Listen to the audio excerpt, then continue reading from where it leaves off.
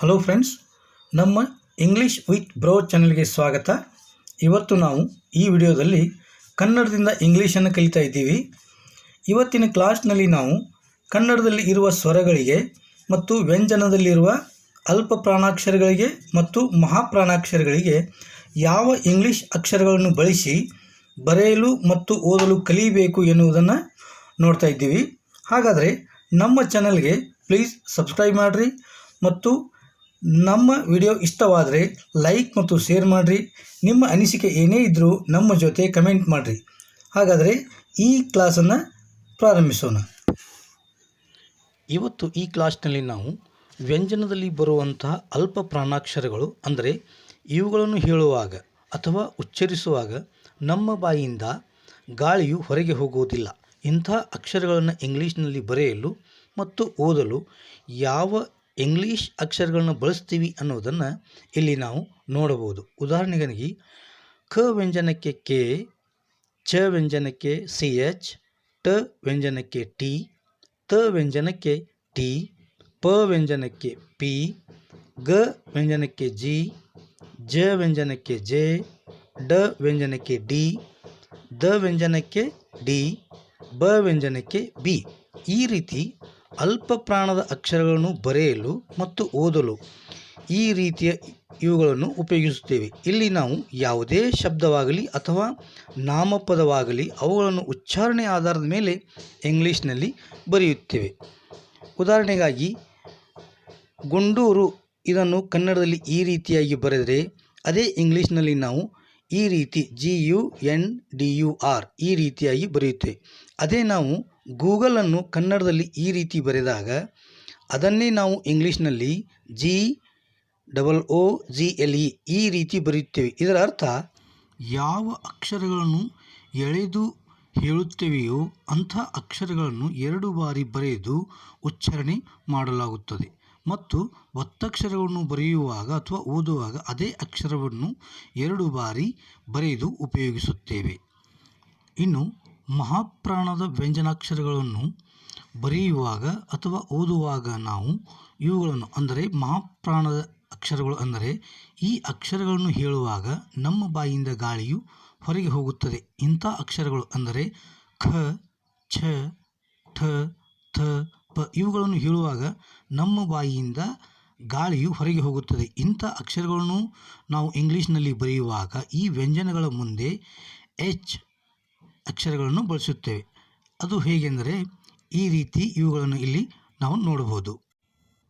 ಖ ವ್ಯಂಜನಕ್ಕೆ KH, ಛ ವ್ಯಂಜನಕ್ಕೆ CH, ಠ ವ್ಯಂಜನಕ್ಕೆ TH, ಥ ವ್ಯಂಜನಕ್ಕೆ TH, ಪ ವ್ಯಂಜನಕ್ಕೆ PH, ಘ ವ್ಯಂಜನಕ್ಕೆ GH, ಝ ವ್ಯಂಜನಕ್ಕೆ JH, ಧ ವ್ಯಂಜನಕ್ಕೆ DH, ಢ ವ್ಯಂಜನಕ್ಕೆ DH, ಬ ವ್ಯಂಜನಕ್ಕೆ BH ಈ ರೀತಿಯ ಇವುಗಳನ್ನು ನಾವು ಬಳಸುತ್ತೇವೆ.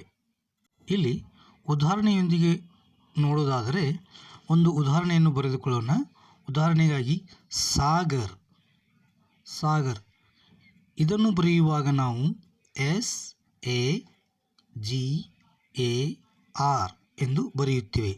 ಇಲ್ಲಿ ನಾವು ಈ ಸಾಗರ್ ಎನ್ನುವಂಥ ಅಕ್ಷರಗಳಲ್ಲಿ ಕೇವಲ ಮಹಾಪ್ರಾಣದ ಅಕ್ಷರಗಳು ಯಾವುದೂ ಇಲ್ಲ. ಆದ್ದರಿಂದ ಇಲ್ಲಿ ನಾವು H ಅನ್ನು ಇಲ್ಲಿ ಬಳಸಿಲ್ಲ. ಅದೇ ಮಹಾಪ್ರಾಣದ ಅಕ್ಷರಗಳನ್ನು ಬಳಸುವಾಗ ಮಹಾಪ್ರಾಣದ ವ್ಯಂಜನಗಳಿಗೆ ನಾವು ಅಂದರೆ ಭಾವೇಶ್ ಎಂದು ಬರೆಯಬೇಕಾದರೆ ಭಾವೇಶ್ ಇದನ್ನು ನಾವು ಇಂಗ್ಲೀಷ್ನಲ್ಲಿ BHAVESH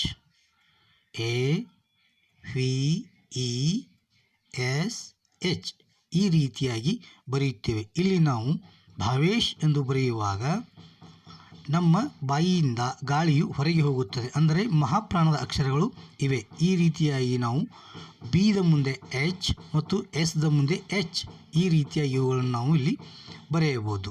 ಈ ರೀತಿಯಾಗಿ ನಾವು ಉಳಿದಂಥ ಅಕ್ಷರಗಳನ್ನು ಉಳಿದಂಥ ನಾಮಗಳನ್ನು ನಾವು ಇನ್ನೂ ಹೆಚ್ಚು ನಾವು ಪ್ರಾಕ್ಟೀಸ್ ಮಾಡುತ್ತಾ ಇವುಗಳನ್ನು ಕಲಿಯಬಹುದು. ಇನ್ನು ಸ್ವರಾಕ್ಷರಗಳಿಗೆ ಅಂದರೆ ಅ ಇದಕ್ಕೆ ಎ ಯನ್ನು ಬಳಸುತ್ತೇವೆ. ಈ ಇದಕ್ಕೆ ಐ ಮತ್ತು ಇ, ಉ ಉ ಇದಕ್ಕೆ ಯು ಮತ್ತು ಓ, ಎ ಎ ಇದಕ್ಕೆ ಇ, ಐ ಇದನ್ನು ನಾವು ಎ ಐ ಮತ್ತು ಓ ಓ ಇದಕ್ಕೆ ಓ, ಔ ಈ ಸ್ವರಕ್ಕೆ ಎ ಯು, ಅಂ ಇದಕ್ಕೆ ಎ ಎಂ, ಅಹ ಇದಕ್ಕೆ ಎ ಎಚ್ ಅನ್ನು ಬಳಸುತ್ತೇವೆ. ಇಲ್ಲಿ ಒಂದು ಉದಾಹರಣೆಯಿಂದ ಅಂದರೆ ಒಂದು ಗ ಅಕ್ಷರವನ್ನು ತೆಗೆದುಕೊಂಡು ಈ ಸ್ವರಾಕ್ಷರಗಳನ್ನು ಬಳಸಿ ಬಳ್ಳಿಗಳ ರೂಪದಲ್ಲಿ ಅಂದರೆ ಈ ರೀತಿಯಾಗಿ ನಾವು ಇವುಗಳನ್ನು ಬರೆಯಬಹುದು. ಜಿ ಎ ಗ, ಜಿ ಎ ಗಾ, ಜಿ ಐ ಗಿ, ಜಿ ಡಬಲ್ ಇ ಗಿ, ಜಿ ಯು ಗು, ಜಿ ಡಬಲ್ ಒ ಗು, ಜಿ ಇ ಗೆ, ಜಿ ಇ ಗೆ, ಜಿ ಎ ಐ ಗೈ, ಜಿ ಒ ಗೋ, ಜಿ ಡಬಲ್ ಒ ಗೋ, ಜಿ ಎ ಯು ಗೌ, ಜಿ ಎಂ ಗಮ್, ಜಿ ಎ ಎಚ್ ಗಹ. ಈ ರೀತಿ ನಾವು ಬಳ್ಳಿಗಳ ರೂಪದಲ್ಲಿ ಇವುಗಳನ್ನು ಕಲಿಯಬಹುದು. ಇವುಗಳಿಗೆ ಕ ಅಕ್ಷರವನ್ನು ಉಪಯೋಗಿಸಲು ಸಹ ನಾವು ಇದೇ ರೀತಿ ಬಳ್ಳಿಗಳ ರೂಪದಲ್ಲಿ ಬರೆದು ಪ್ರಾಕ್ಟೀಸ್ ಮಾಡಬಹುದು. ನೀವು ಯಾವುದೇ ಅಕ್ಷರಗಳನ್ನು ಬಳಸಿ ಈ ರೀತಿಯಾಗಿ ಇವುಗಳನ್ನು ಪ್ರಾಕ್ಟೀಸ್ ಮಾಡುತ್ತಾ ಬಂದರೆ ನಾವು ಈಸಿಯಾಗಿ ಓದಲು ಬರೆಯಲು ಇಂಗ್ಲೀಷನ್ನು ಕಲಿಯಬಹುದು. ಇನ್ನು ಇಲ್ಲಿ 2 ಉದಾಹರಣೆಗಳು ಇವೆ. ಇವುಗಳಲ್ಲಿ ಒಂದು ಕರ್ಣ, ಇನ್ನೊಂದು ಭರತ.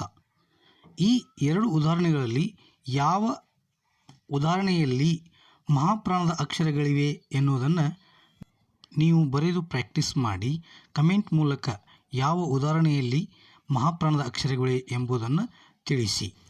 ಇವತ್ತಿನ ವಿಡಿಯೋವನ್ನು ಇಲ್ಲಿಗೆ ಮುಗಿಸ್ತಾ ಇದ್ದೀನಿ. ನಮ್ಮ ಚಾನಲ್ಗೆ ಸಬ್ಸ್ಕ್ರೈಬ್ ಆಗಿ ಮತ್ತು ಲೈಕ್, ಶೇರ್ ಮಾಡಿ ಮತ್ತು ನಿಮ್ಮ ಅನಿಸಿಕೆಗಳನ್ನು ಕಮೆಂಟ್ ಮೂಲಕ ತಿಳಿಸಿ. Thank you.